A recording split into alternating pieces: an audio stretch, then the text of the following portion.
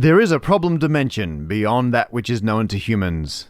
It is a dimension as vast as space and as timeless as infinity. It is the middle ground between light and shadow, between science and superstition, and it lies between the pit of humankind's fears and the summit of their knowledge. This is the dimension of imagination in an area which we call a problem squared. Summer. The present. Woman on a microphone named Beck Hill. Age 60-ish. I didn't change that from the script. Occupation. Comedian, author, TV presenter. I changed that bit. Beck Hill. A fixture of the summer. A rather minor component to a hot July. A nondescript, commonplace little woman whose life is a treadmill built out of microphones. And in just a moment, Beck Hill will have to concern herself with survival because, as of 3 o'clock this hot July afternoon, she'll be stalked by problems. Portrait of a town mathematician named Matt Parker. This is a man who's begun his dying early. A long, agonizing route through a maze of numbers. Matt Parker, who would probably give an arm or a log or a part of his soul to have another chance to be able to rise up and shake the dirt from his body and the bad dreams that infest his calculations. That's it. That's when I stopped writing Twilight Zone introduction. Yeah. Welcome to A Problem Squared, everybody. Well done. As I was reading it, it just dawned on me that we've definitely gotten more involved. The intros are more involved but less functional. Yeah. I think. Yeah. Anyone who's new to listening to this has absolutely no idea what to expect. And that feels counter to some of our founding principles here. So hello to all new listeners. Hi. I'm mathematician Matt Parker. This is comedian Beck Hill. We have a podcast where we solve problems, but due to ambition creep, we've started doing more and more ridiculous introductions. Speaking of ambition creep, on this episode, I'll be dishing out some satellite dish advice. I've calculated how many seconds that is. And I've got some any other bugness. I can't wait. Whoa! Beck, I asked you this, knowing in full well we were hanging out roughly 36 hours ago, but how are you and have you been up to anything interesting recently? Just popped in to do a little gig on Wednesday night. A small intimate gig, you say? A small intimate gig. So, first of all, Matt and I, we should have mentioned this earlier, but any of our wizard level Patreon supporters get a Christmas card in the post if they have provided their address. And yes. You and I needed to meet up. We did. Sign them and write in them. And you said to me, I'm going to be in London on Wednesday because I'm doing a show that night. And I was like, cool, what show? And you were like, oh, Brian Cox and Robin Ince's Compendium of Reason at Royal Albert Hall. And I was like, oh, that little thing. Yeah. Sure. Me and 5,000 of my closest nerdy friends. Yeah. And then you were like, oh, yeah, I'm doing a bit with Hannah Fry. And I'm like, cool, not jealous, whatever. I'll just hang out with Adam Rutherford one day. No big deal. Yeah. And then it's like you read my mind because I was going to ask if you had any comps. And then you just messaged me saying, I don't have any comps. Yeah, I knew exactly where this conversation was going. And I have no issue being frank with you, Beck. So I was like, look, my official comp I'd given to Lucy. Yes. But then I managed to wangle 2 more comps for some other mates of mine. That was above and beyond the allotment I should have had, but Trent, who organizes it, was able to claw back some other unused comps. And then I was like, there is no way I can go back again with my comp hat in my hand and say, can I get back in? Yeah. But Trent knows you. Yeah. So I didn't just say, no comps for you. I said, you're going to have to talk to Trent. Which I was already way ahead of you. End. By the time you said, I have no comps, I was already forming my text to Trent. And Trent, being a fellow Aussie, we're just direct with each other. So I was like, hey, check out this guy sliding into your DMs 2 days before a massive show that you're producing. Don't suppose there's any comps. No worries if not. And Trent essentially wrote back and said, there's no comps left, but one of the comedians has just backed out. Do you want to take their spot? Like as if it's just a gig at a pub. Oh, can you come in and help us out? And yeah, we got a spot to fill on the bill. Yeah, that was how I ended up on the bill. And I didn't have to share my spot with anyone. Yeah, you got your own spot. I had to share mine with Hannah Fry. Yeah. And Beck just saunters out onto the stage. Just wanders all out. by herself. Mm-hmm. Check it out, Royal Albert Hall. It's Beck time. And because Seb was doing all the lasers there, who we've both worked with and who did lasers for both of our shows in 2019. Yeah. Right before I went on, I got them to message Seb and ask if he can just casually add some lasers during my set. So that's what happened. More lasers. Yeah. Incredible. That was it was a fun gig. Fun. It was very fun. So you did your bit, I did my bit. Did not realize this in advance. Hannah and I, we not accidentally, but effectively ended up as the warm-up act for The Darkness, who were the closing music act. Also, I realized that when you are Hannah's assistant, watching you guys, I was like, oh, when Matt's with Hannah, he's the Beck. Yeah. Yes. In the Hannah Fry, Matt Parker dynamic, Hannah is the Matt and Matt is the Beck. And then The Darkness were on after, and they were amazing. And then I was taking photos of Brian Cox and Sophie Ellis-Bextor and Andy McCluskey from Orchestral Maneuvers in the Dark. They were clapping along just on the side of the stage to The Darkness, and then Brian Cox turned around and saw me taking photos and beckoned me over, like, come on. And so then I ran out on stage and clapped hands with them, and it was the best moment of my life. The end. Yeah. So you went out on stage, so we're clear on this. You went out on stage while The Darkness were on. I did the exact opposite. Yeah. Because I know, because a lot of the time we hang out in the wing to watch the music act at the end, if you're careful, because it can get crowded. And I know there's a risk of being swept out on stage and being made to clap and dance along. So I made myself scarce. Oh, you don't like doing that? In the corridor. No, I've done it a couple times. I went out when the Eric Idle was doing Always Look on the Bright Side of Life. Wow. And this was at the Hammersmith. And I was like, this is a moment I should get involved with. I'll regret not doing this. It wasn't even my only showbiz moment, Matt. Oh, no, yes. You went to a party. I went to Jonathan Russ's Halloween party. This is just name dropping the intro. This is. It's been an exciting month and a bit. You've been living the life of a TV celebrity. I know. Don't tell anyone I'm not. Because Gav was my plus one, we decided to go as Tucker and Dale from the film Tucker and Dale versus Evil, which is a brilliant horror film, but film. Weirdly niche. Yeah, it's great. If you like comedy horror, it's really because it subverts the whole thing. Yep. No one got our costume. Absolutely no one. Like zero people. We rocked up, and first of all, no one's dressed as like horror movie theme. Jonathan Ross was. He was the Babadook, which is awesome. No one. Celebrities and famous people just phoned it in. It was like that scene from Mean Girls where they're talking about how Halloween is just an excuse to dress sexily. And that's what it was. It was just like a bunch of people dressed really sexily and then me in a fake beard. You know what it reminds me of, Beck? Maybe you do, like when you do like some of these red carpet things and you've gone in like an outfit you made yourself or a dress you found in a charity shop. And there's just photos of people doing like celebrity red carpet things and then Beck being Beck. Yeah. So I'm just imagining. Take it with me everywhere. Your screen accurate beard. I was so proud of it. Oh, well. And then also no one recognized me when I was talking to people and I had to keep pulling the beard down and going, it's me, Beck. Because they were like, why are you talking to me? And just lots of people just thought I was dressed as like a redneck with lots of fake blood. Whatever. That's great. The true test would be if you're invited back next year. So let's wait and let's see. Wow. Now, Beck, we've been talking about how we were both doing the Royal Albert Hall in front of 5,000 people. Smashing it, obviously, hanging out with celebs. You've got your celeb parties, but you wouldn't believe what I got. I got access to a very exclusive. Okay, yeah. I got to go into the new London sewers. Oh! I did it. I got into the pipes. Because you were talking about that in a previous episode, how much you want to do that. Yep. Did you see the turd? Was there a turdnado? A poonado? I didn't get to see the poop. No, Turdnado was a better name, actually. Thank you. I think we called it. Did we call it Poopnado last? Poonado? Oh man, we are gonna up our game. Turdnado. No, so what Beck is referring to is, if you weren't listening last time, the way that they get a lot of the effluent down a long way without it getting too much kinetic energy is they basically send it down a massive vortex, which is very funny. Now, I was not at the same site I went to last time because I did an above ground tour of the Blackfriars site last time.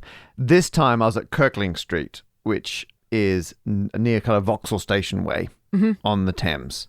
And this was the access point. It's pretty much the middle of this new tideway pipe they're putting in. And this was the access point where they lowered in the tunneling machines that then dug out the main sewer pipeway.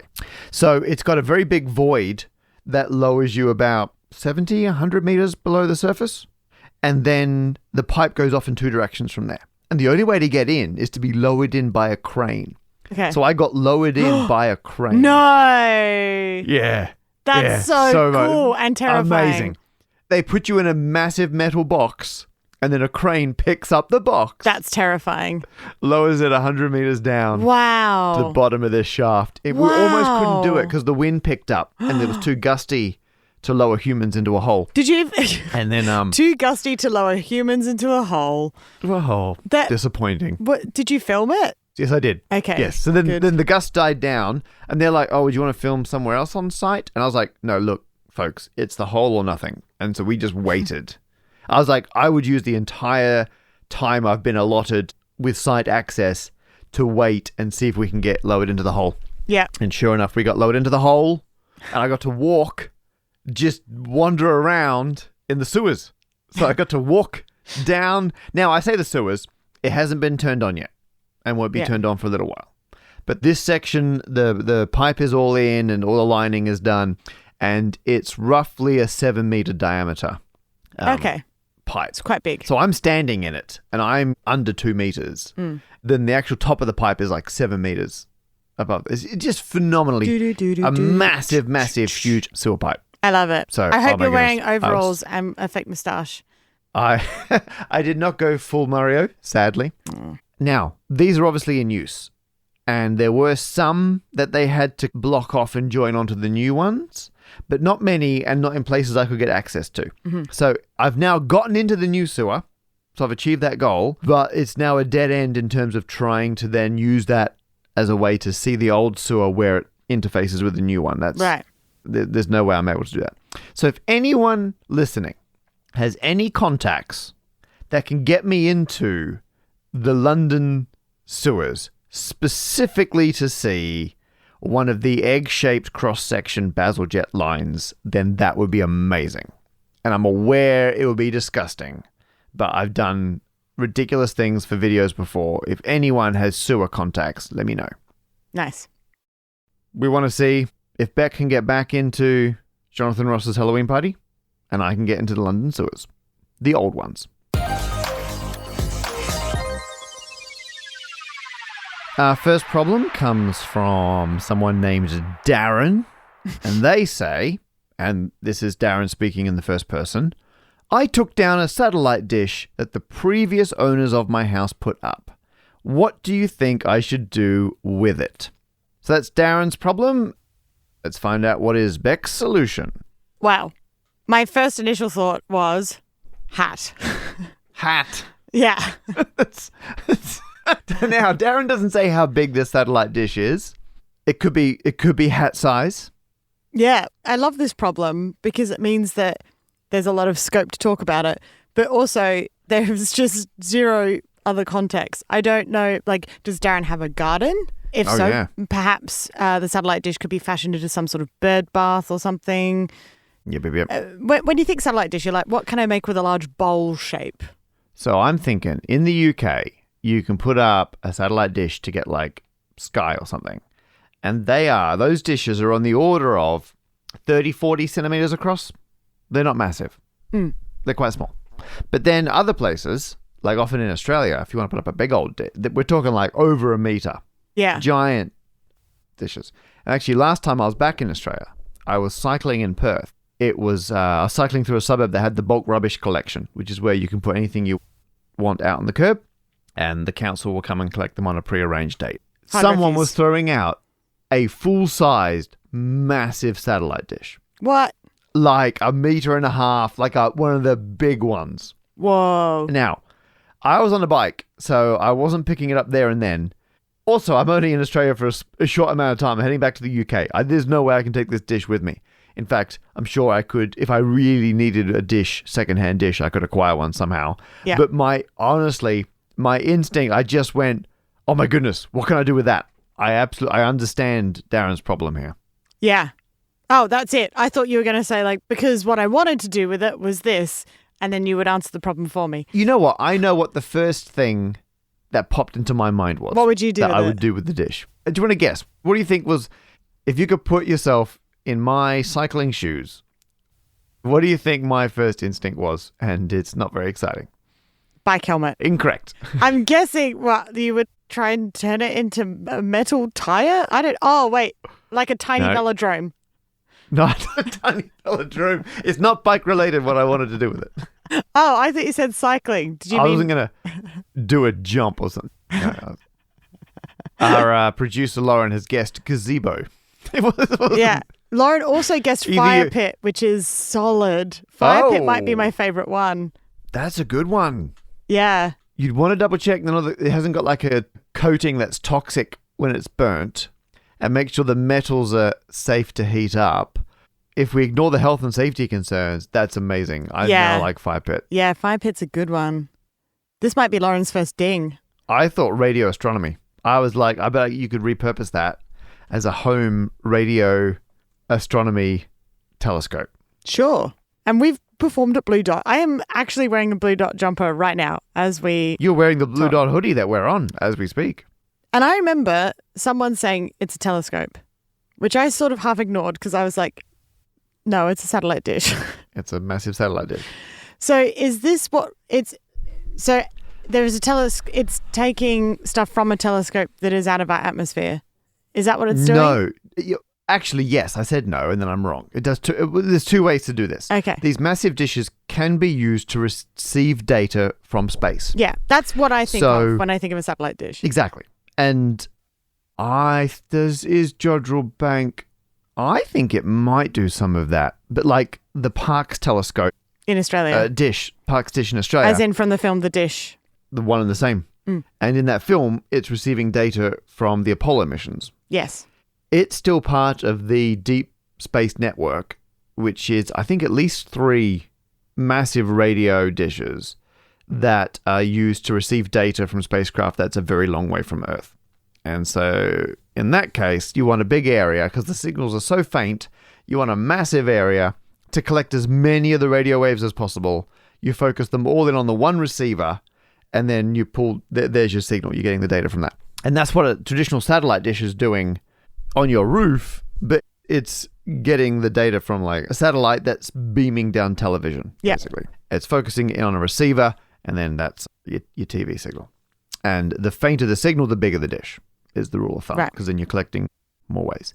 Now, what you can do once you've got one of these dishes is instead of pointing it at a spacecraft or a satellite or something, you can be like, what if I just point it at space? Just at the sky where there should be no signal. And you'll pick up a very faint radio signal. And I think this was discovered by accident. From like aliens channels. From like aliens channels. Yeah, like, no, it's the space. Tune in next time. We'll give away a nice cold can of Coke. I love that would be, because I always say like any civilization will use prime numbers or have basic maths. But no, they'll have a commercial radio station giving away an ice cold can of Coke. Yeah. Playing classic hits from the Andromeda Galaxy and beyond. If your space vehicle has our bumper sticker on it and we see you anywhere in the habitable zone. So that's what you can pick up. That's what you can pick up. But then if you move it and you point it in a slightly different direction, you're still going to get a radio signal, but it's slightly different. And you're like, huh. So what you can do is scan an area of the sky, and each pixel in your image is just the signal you're getting from a different location. So it's a bit like a normal telescope, like an optical telescope, different frequencies. You get all the light in at once and you focus it onto a sensor and you get the whole image at the same time. Yeah. But imagine you get a really, really skinny telescope and you can just see a little bit at a time. You'd have to basically scan across the thing to get the whole image. But is it an actual image? Telescope. But it would actually form a picture. It would form a picture. As if you're looking at a drawing. As if you're looking at a drawing. In fact, one of Lucy's necklaces is a radio image of a galaxy. But because the radio image is just kind of intensity of the radio source, the necklace is laser cut bits of acrylic to represent the different intensities of the radio waves coming from a galaxy. I forget which one. Is this how television works? This is not how television works. I'm really struggling to wrap my brain around this. So, it's a bit like if someone is talking. Yes. Because if someone's talking, they're making a lot of noise. Mm-hmm. And you've got two options. If you can hear them making that noise, you've got two options. On one hand, it's giving you information about what they're actually saying. So if someone's yelling from across the field at you, you could listen to what they're saying and get the actual content. You're decoding what they're saying. Okay. And that's like a TV signal going into a satellite dish. We're actually decoding the information in that noise, like in the signal. Got it. And so they could be yelling a story at you or something, and you can enjoy that story. But the other information it's giving you is if you ignore what they're saying and just pay attention to the fact that there's loud noise coming from over there, it's actually just telling you there's a person over there making noise. Yeah. And so what you could do is if you're in a field and you're like, I wonder where all the people are in this field, like at a festival or something. And so you can ignore what they're saying and you could just gently, like you could start listening in this direction, like pay attention this way. And actually you can use a dish to focus in sound to try and, like a spy microphone, you can try and listen in. And if you gradually move that across the field and you pay attention to just how loud or quiet it is, it'll tell you roughly how many people or how loud they are in different parts of the field as you move around. So on one hand, you're using the signal to like try and decode what's encoded in the signal. And the other time, you're just using the existence of the signal as a kind of a measurement of where things are and how loud they are. But I wouldn't necessarily be able to work out what that person looks like. I would know it's a person, no, but I wouldn't know. You just know that they're over there. Yeah. And so that's the level of picture we're talking about. Yeah. So radio astronomy is super low resolution. Got it. Because all you're getting is like a measurement of how loud the radio waves are in that direction, and then how loud they are in that direction and in that direction. It is a bit like sonar, but it's one half of it. We're not bouncing anything out there. We're just waiting to hear. We're just getting the return. Yeah. Yep. It's not telling us how far away things are in the same way that sonar does. It's just telling us that there's a lot of stuff there making radio waves. Right. And some things in space do and some things don't. And bits of galaxies do. And so if you scan your listening dish across a galaxy, it'll suddenly be loud in certain areas because there's lots of things there producing radio waves. And it'll be quiet in other regions because there's nothing there producing a radio wave. Just pause for 1 second. I'm going to see if Lucy can grab it. Okay. And I'll show it to you. Yeah. And then you can explain it and then listeners can look at it online too. Stuff. Okay. So Lucy's now got her necklace. Yeah. And so do you want to hold her right up there so Beck can see it? Ooh. And so do you remember which galaxy this is? This is the Starburst Galaxy. So it's a good radio emitter. And it looks like a galaxy. It's sort of flat, so you can almost imagine you're looking at it side on. I actually don't know if we are looking at it side on. I don't remember much detail about this galaxy. I think it's M81 in the catalogue. But you can see that it's blobby. Big blob of blue, smaller of green, and then smaller again of yellow and red. And that's what radio astronomy can look like, because the level of detail you can see depends on the wavelength of light that you use. So for big, long radio waves, you need a massive telescope to be able to see smaller and smaller details. It looks a little bit like a heat map. Yeah. It's super low res, but it just kind of shows you, if you point your dish at different bits of the sky, you get these different measurements. Lucy's now modelling it as a necklace. I love this necklace. It's from Jodrell Bank. It's from Jodrell Bank. Yeah, so go to the gift shop at Jodrell Bank and you can get that. Ah, that's awesome. Yeah, there we go. Can I have my lunch now? You can have your lunch now. Thanks, Lucy. So that's what you could do. Darren could take their satellite dish, rig up a way to measure the intensity of radio waves, slowly move it across the sky, and produce a radio heat map of another galaxy. Very impressive. And if Darren isn't a technical genius, or, might I also suggest Captain America cosplay? There you go. Make yourself a big old shield. Yeah.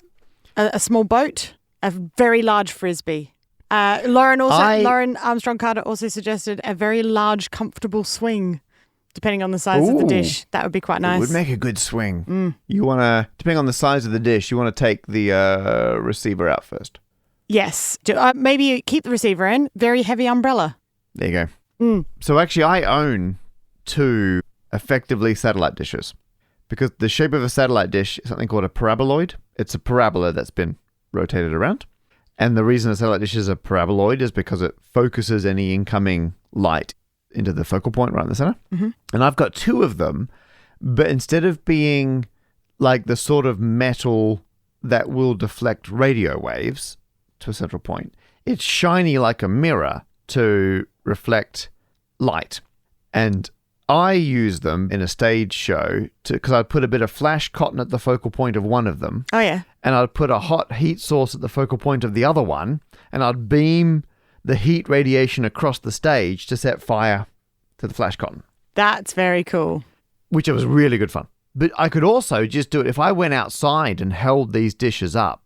The central focal point would get super hot because it's focusing all the light and heat from the sun onto a single point. And you can do a good enough version of that. If Darren was to get a bunch of aluminium foil or something shiny and coat the inside of the dish, they could probably cook up to 1 sausage by maybe melt a marshmallow in direct sunlight by suspending it at the focal point of their satellite dish. Well, I think now you and I, next time we meet up, need to find one of your parabolas. But I will get them out and we'll take them out into the backyard and we'll set fire to some stuff.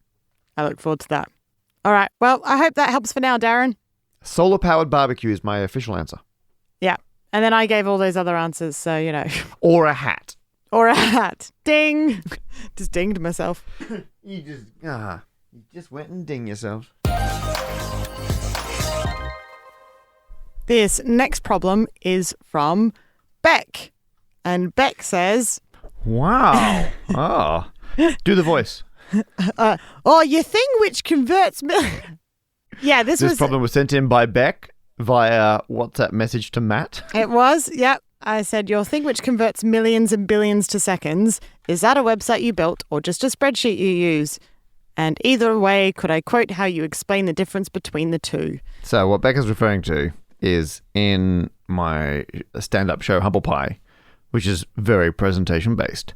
In my presentation file, there's a slide that comes up, and it gives the exact time and date 1 million, 1 billion, and 1 trillion seconds in the future as a way to illustrate the size differences between those 3. And when I came up with this idea, I was like, every time I could work it out from scratch. Instead, I wrote a spreadsheet that's embedded in my keynote presentation, and every time you open the file, it automatically fills in those exact times and dates based on when the file was opened. And so it'll automatically bring it up, which I was very proud of. Yeah, it's very cool. As I mentioned on a previous episode, I was doing a podcast for BBC Sounds called Elon Musk versus Twitter, which was all about Elon Musk taking over Twitter. Of course, since the last episode came out, a lot of other stuff's happened, so... Hopefully if enough people listen to that one, they'll give us some more episodes and we can cover everything that's happened since then. But I was guesting on another podcast talking about that one. Yeesh, podcastception.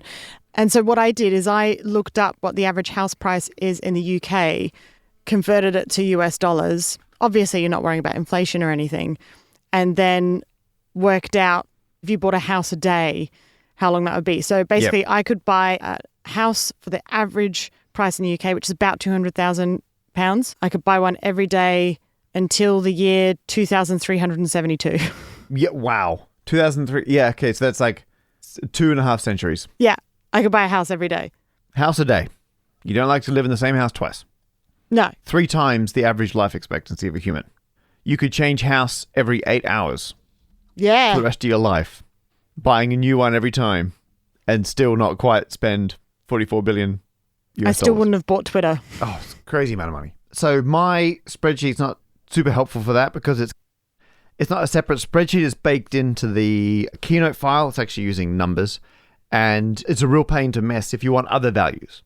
But I was like, Beck, have I got a website for you?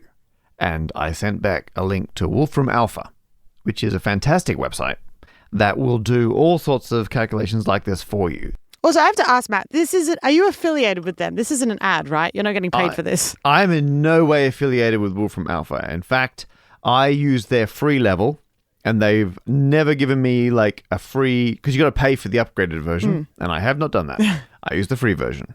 It's a bit slower, and sometimes you hit the computational limit, but for a free, I'm amazed the free version does a lot.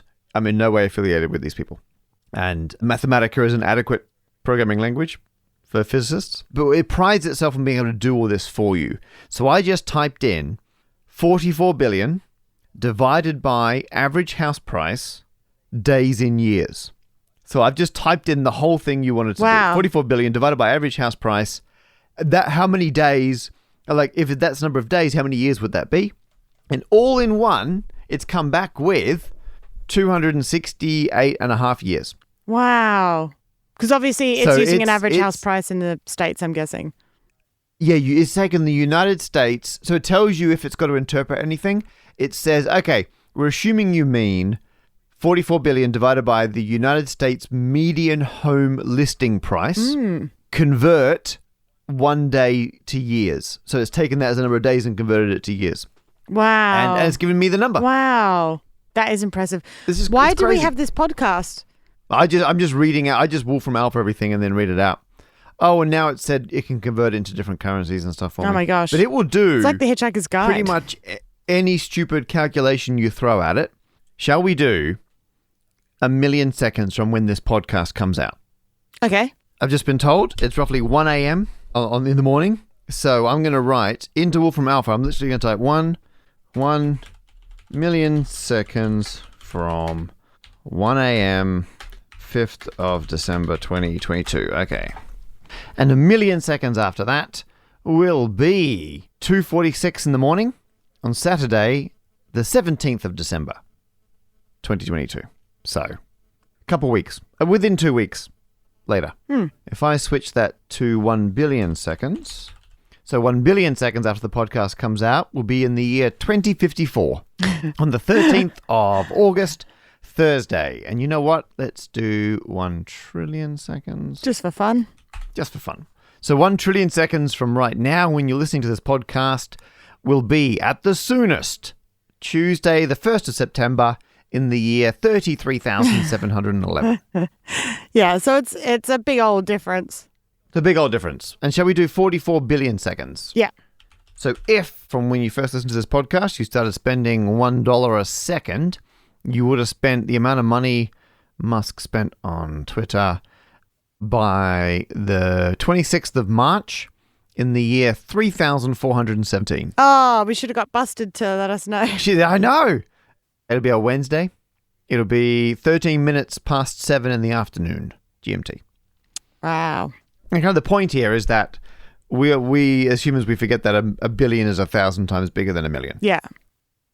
And a trillion's 1,000 times bigger again. So that's why a billion is like 30-ish years, which is why a trillion is 30,000-ish years. But yet it catches people off guard. Yeah. So my actual reply to you was to try and keep it in the realm of a billion.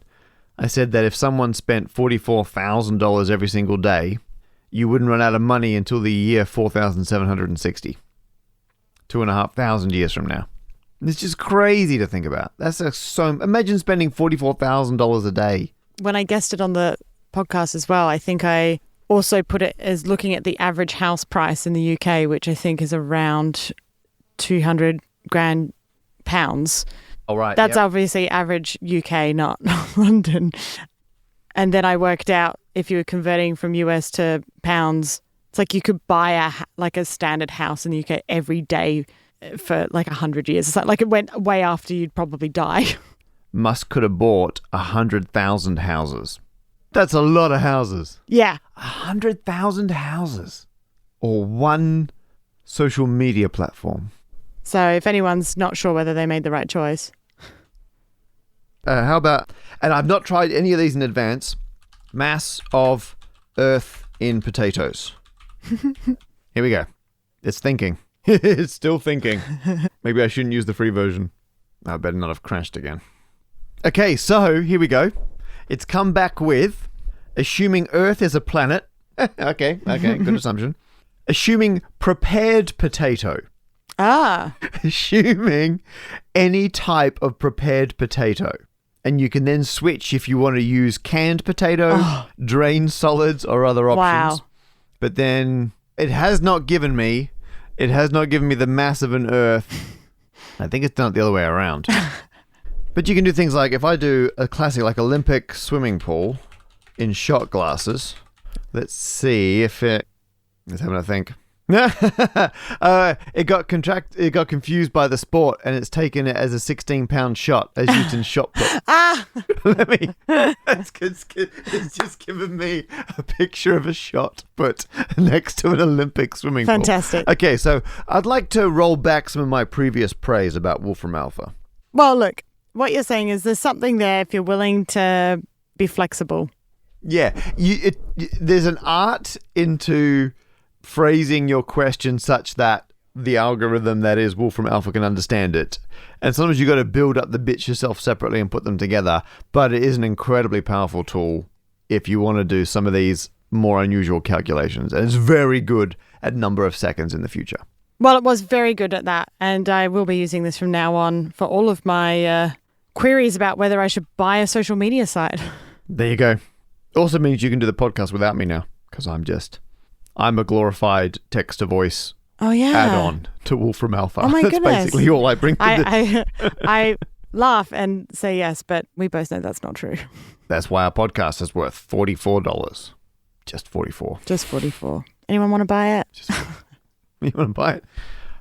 Would you sell the podcast for $44 billion? For $44 billion? Heck yeah. There you go. Say mean things about Elon. I think that's how you start that negotiation. In conclusion, listen to Beck's other podcast. Oh, yeah. Elon Musk versus Twitter on BBC Sounds. That's very good. Thanks. Matt, I'm going to give you a ding for that because it was very useful. Hey. And now it's time for any other bugness, apparently, because Beck, you got some follow-on to my beetle calculations. Yeah. So as you may remember from the last episode, you said that 3 horned dung beetles could carry me. Yes, I did. And 4 would be able to lift your weight. And I thought something doesn't seem right about this. I like to think I also expressed some concerns about that, but that's what the number said. Yeah. And so I contacted the 2 researchers. Yes, you did. Yep. From the University of Western Australia and Queen Mary University of London and checked the facts because I thought this doesn't sound right. And that's when I found out that the horned dung beetle that they mentioned in the paper and that gets mentioned in all the media stuff is the Onthophagus taurus. Yep. And horned dung beetles, there's like loads of different versions of them. But I just thought I think we both had this. We both thought the horned dung beetle was a particular type. Yeah, I foolishly found a Reddit post where someone had pulled up the mass of a horned dung beetle. There was no further citations, and I was like, wow, that matches what I saw somewhere else, so that'll do. You found it to be about 21 grams, which is about the weight of a rhinoceros beetle, which is technically a type of horned dung beetle. And so you did it based on that. Yeah. Whereas I wanted to find out what that actual weight is. So and contacted them. It's bigger. Oh, it's huge. Just one. So one of them will just pick you right up. Yeah. So Rob Nell from Queen Mary University of London wrote back, said, "Hi Beck, O Taurus." I like that Rob's just shortened it to O Taurus. I should do that. O Taurus is substantially smaller than whatever species weighs 21 grams. These animals are amazingly diverse, and some of the big horned beetles are really big. For beetles, look up Hercules beetles. Ooh.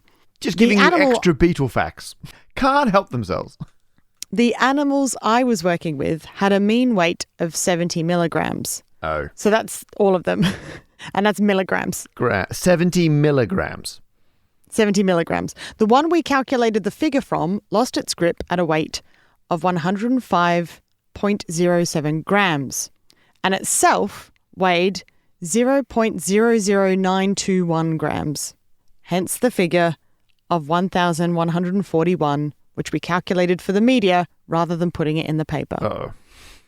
Rob says they do have the original data if we'd like a copy to let them know. That's nice of them. But unfortunately, they don't have any photos. They said, which is a shame. I wish I'd taken some. Oh, that would have been great. So, yeah, quite the difference between 21 grams and 0.00921 grams. Correct. And if that tiny beetle can lift 105.07 grams, I think you said, Yep. then that's about 571 Beetles to lift you back, give or take.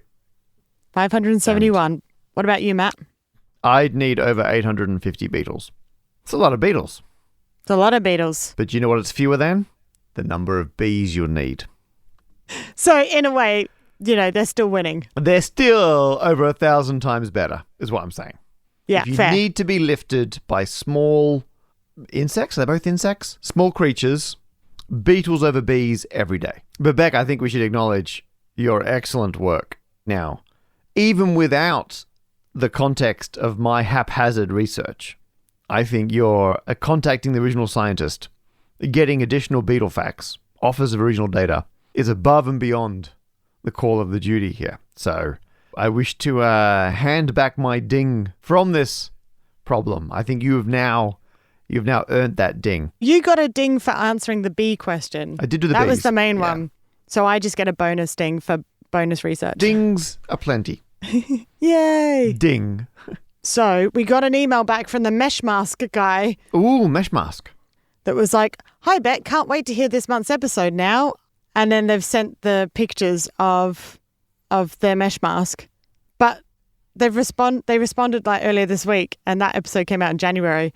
So I don't know how they didn't get the email until now. Oops. But I've replied to them saying, well, just so you know, the episode has already come out. So we'll see how they respond. So let's leave that.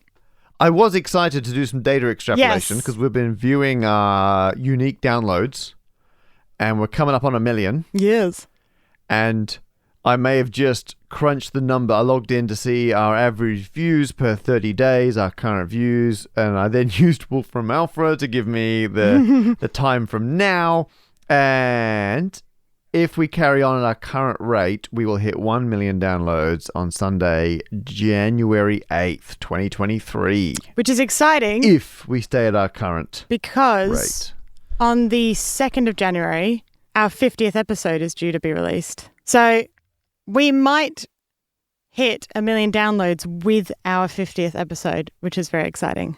Oof. But it's feeling very likely. This is the thing. Matt and I are going to both be in Perth in a matter of weeks. Correct. In like Mere less weeks. than 2 weeks, we're both going to be in Perth at the same time. So we could record our 50th episode there and do something fun. That is like, so first of all, the big 5-0. Does anyone have any Perth-based problems they'd like us to tackle? Oh, yes. Make sure you put the word Perth in your problem when you go up to the Perth problem posing go page. through the problem posing page, which is aproblemsquared.com, and we will look for any Perth-based problems that you have. I would really like it if we could announce that we've had 1 million downloads with our 50th episode. If we could up our rate, we need 400 more downloads a week than we're currently getting to hit it by 50. Okay. Yeah.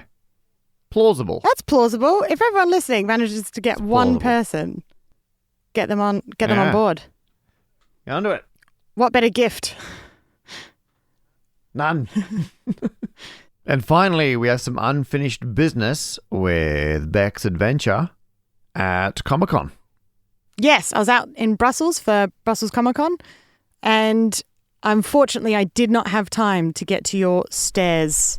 So that's okay. We had a few other people offer, so I will enlist the next person down in the list to go and measure some steps. Okay, good. I don't feel as bad now. However, I did get to meet Christopher Lloyd. Oh, Doc. Yeah. And has no idea what the busted song is. Oh, good. You've gone right to the... Now, if people think we don't put enough effort into solving these problems, and we half-ass our research into Beetles, you've not only fixed the Beetle problem, but you went right to the top on this flux thing investigation. Yeah, I think what we've worked out is that it's not a flux... The flux thing, it doesn't exist. They've just made it up. I don't think they even went to the future. What? Yeah. All my calculations are in... For naught. For nothing. I'm so sorry. But I did get my cap signed. That's pretty cool. Yeah. Finally, thank you so much to all our fantastic Patreon supporters who financed this whole operation so the rest of you can listen to it for free. To thank them, we pick 3 of their names completely at random every time to say thanks, which this time includes Michael Dono. Magnus Torset. George Corus. Thank you so much to those 3 Patreons and the many others that they represent. Thank you. And if you would like a personalised Christmas card from Matt and I this year, then you have pretty much 24 hours. One day. Yeah. So you'll have to sign up as a wizard level Patreon supporter. Yes. If you want to get the digital copy that goes to all Patreons, we email it to you. If you want the physical signed card with a wonderful message from myself and Beck, you need to be wizard level. Yes. And if that happens like before the 7th of December, then you should, in theory, get a card from us. You have to do it within the 86,400 seconds after 1 a.m. on the 5th of December, 2022. You know what? How'd you work that out, Matt? You used to calculate it. On our theme of, I don't know musicals very well. On our Not Wolf theme from Alpha. Of, I was going to say on our theme of powers of magnitude, let's do 0.1 million seconds after 1 a.m. on the 5th of December 2022, which gets you until 4:46 in the morning GMT, Tuesday 6th of December to sign up. That's when we're going to stop taking new Patreons to get Christmas cards. You can still become a Patreon, you just don't get the Christmas card. Until next year. Until next year. Exactly, of course. You have been listening to A Problem Squared with Beck Hill and myself, Matt Parker, and picture of a woman looking at a picture. Podcast producer great of another time, once brilliant star, in a firmament no longer a part of the sky, eclipsed by the movement of earth and time. Lauren Armstrong Carter, whose world is an editing room, whose dreams are made out of waveforms. And finally, up there in the vastness of space, in the void that is sky, up there is an enemy known as problems. They sit there in the stars, waiting with the patience of eons, forever waiting for solutions from A Problem Squared.